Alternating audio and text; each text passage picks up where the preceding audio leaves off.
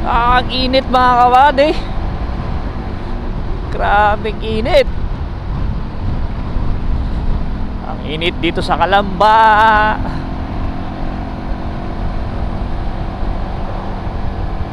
Pakiramdam ko yung singaw ng kalsada eh, nalalangap ko yung init.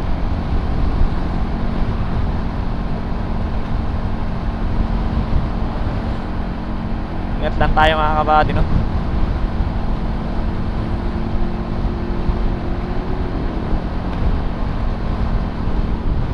Hindi naman natin kailangan magmadali.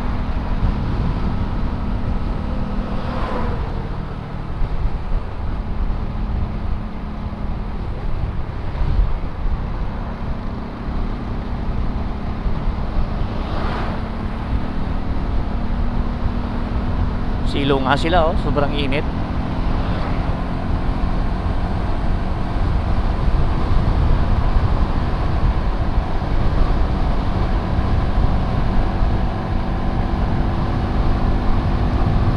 Init pa naman talaga.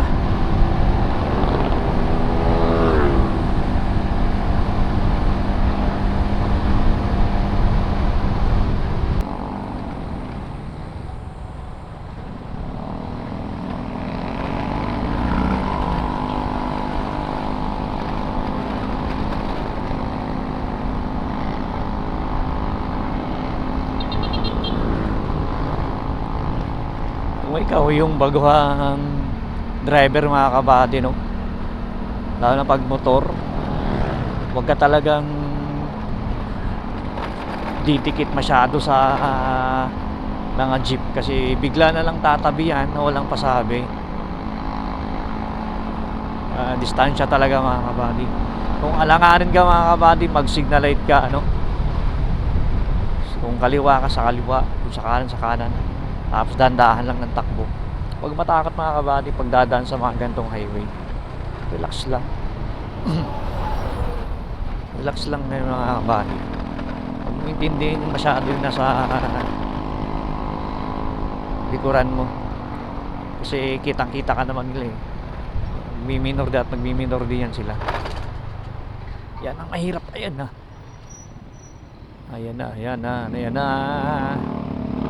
Buntik na kayo. Kasi buntik.